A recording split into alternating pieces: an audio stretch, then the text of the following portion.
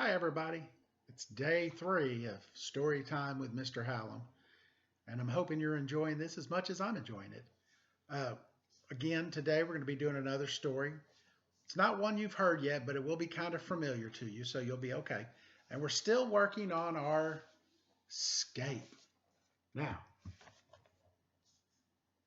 remember setting, characters, action, problem, ending.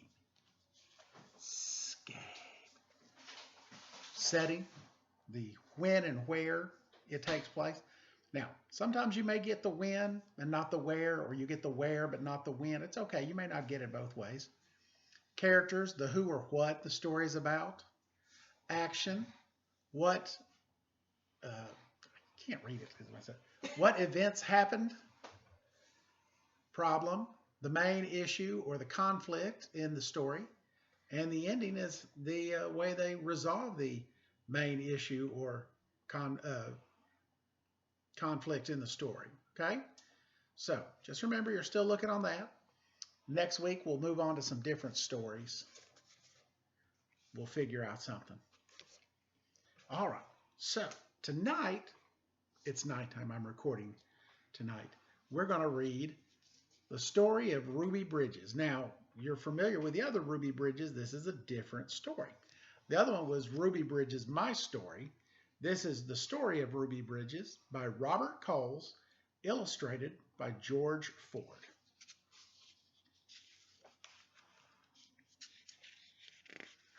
All right.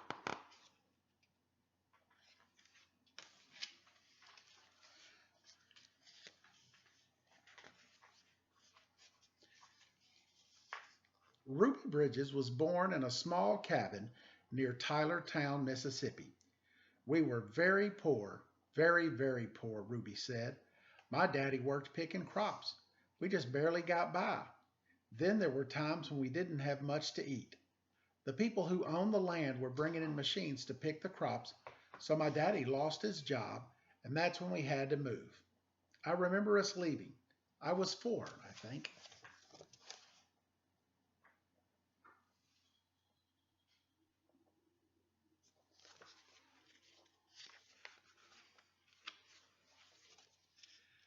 In 1957, the family moved to New Orleans. Ruby's father became a janitor. Her mother took care of the children during the day. After they were tucked in bed, Ruby's mother went to work scrubbing floors in a bank. Every Sunday, the family went to church. We wanted our children to be near God's Spirit, Ruby's mother said. We wanted them to start feeling close to Him from the very start.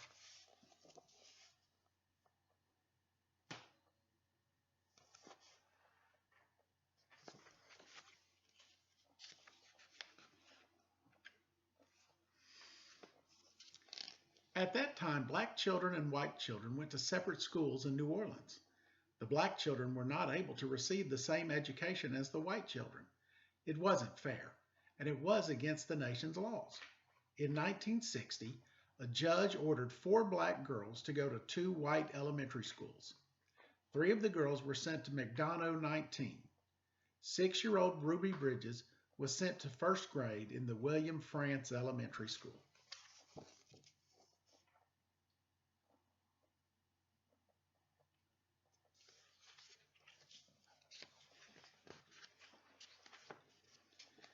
Ruby's parents were proud that their daughter had been chosen to take part in an important event in American history. They went to church. We sat there and prayed to God, Ruby's mother said, that we'd all be strong and we'd have courage and we'd get through any trouble. And Ruby would be a good girl and she'd hold her head up high and be a credit to her own people and a credit to all the American people. We prayed long and we prayed hard.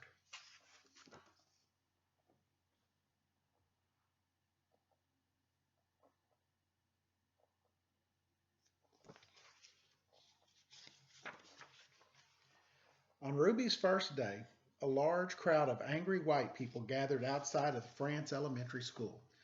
The people carried signs that said they didn't want black children in a white school.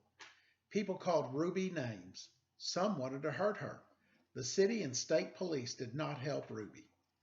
The President of the United States ordered federal marshals to walk with Ruby into the school building.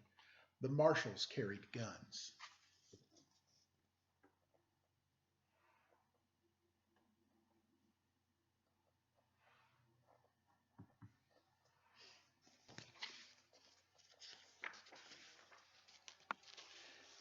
Every day for weeks that turned into months, Ruby experienced that kind of school day. She walked to the France school surrounded by marshals, wearing a clean dress and a bow in her hair and carrying her lunch pail. Ruby walked slowly for the first few blocks. As Ruby approached the school, she saw a crowd of people marching up and down the street. Men and women and children shouted at her. They pushed towards her. The marshals kept them from Ruby by threatening to arrest them. Ruby would hurry through the crowd and not say a word.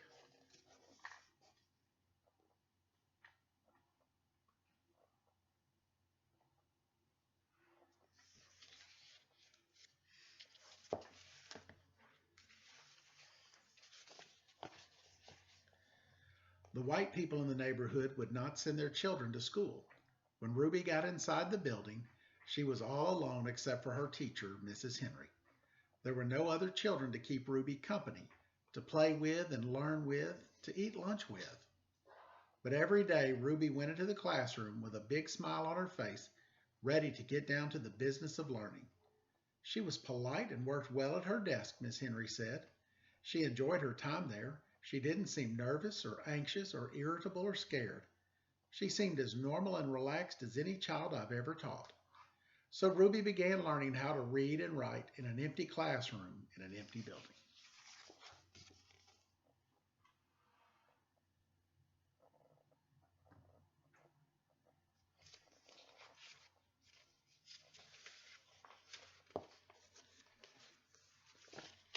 Sometimes I'd look at her and wonder how she did it, said Mrs. Henry. How she went by those mobs and sat here all by herself and yet seemed so relaxed and comfortable. Mrs. Henry would question Ruby in order to find out if the girl was really nervous and afraid, even though she seemed so calm and confident. But Ruby kept saying she was doing fine.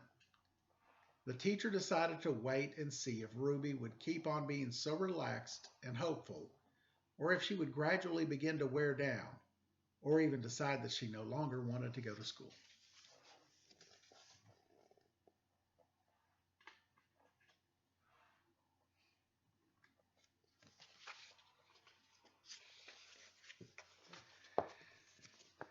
Then one morning something happened.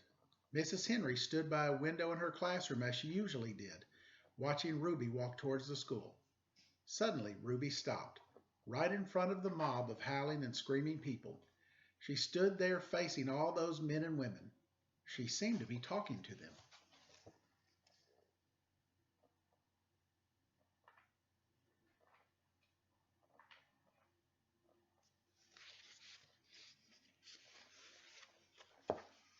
Mrs. Henry saw Ruby's lips moving and wondered what Ruby could be saying. The crowd seemed ready to kill her. The marshals were frightened. They tried to persuade Ruby to move along. They tried to hurry her into the school, but Ruby wouldn't budge. Then Ruby stopped talking and walked into the school.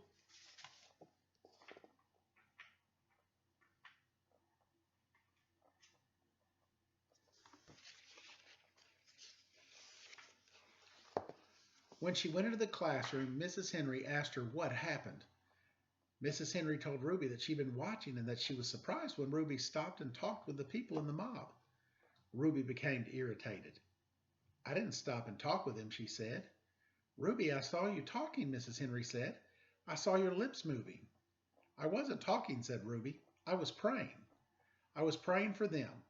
Every morning, Ruby had stopped a few blocks away from school to say a prayer for the people who hated her. This morning, she forgot until she was already in the middle of the angry mob.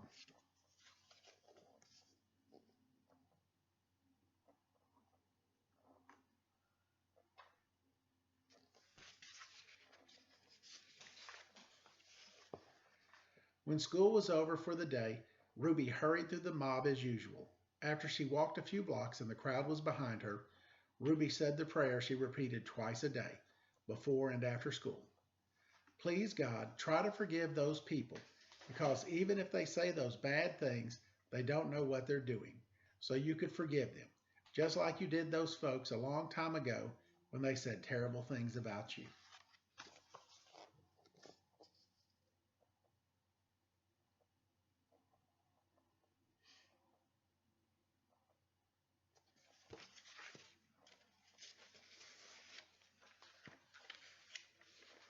Afterward, later that year, two white boys joined Ruby at the France elementary school. Their parents were tired of seeing the boys get into mischief around the house when they could have been at school and learning. The mob became very angry when the first white students went back to school, but those boys were soon joined by other children. We've been sitting back and letting our children get cheated out of an education because some people have tried to take the law into their own hands, one parent said. It's time for us to fight for the side of law and for our children's right to go to school and get their education. They all did get their education, Ruby and a growing number of boys and girls who went to school with her. By the time Ruby was in second grade, the mobs had given up their struggle to scare Ruby and defeat the federal judge's order that New Orleans schools be desegregated so that children of all races might be in the same classroom. Year after year, Ruby went to the France school. She graduated from it. Then she went on to graduate from high school. Ruby Bridges is married to a building contractor and has 4 sons. Now a successful businesswoman, she has created the Ruby Bridges Educational Foundation. With its focus on education, community, and the future of our nation's children, the foundation is especially dedicated to revitalizing the William France School, which is located in the heart of the Ninth Ward in New Orleans. Ruby is once again stepping to the forefront and embracing an opportunity to make history by contributing to the challenge that our nation is facing in the recovery efforts following Hurricane Katrina. There is also a special exhibit featuring Ruby's story at the Children's Museum of Indianapolis in Indianapolis, Indiana, called The Power of Children, Making a Difference.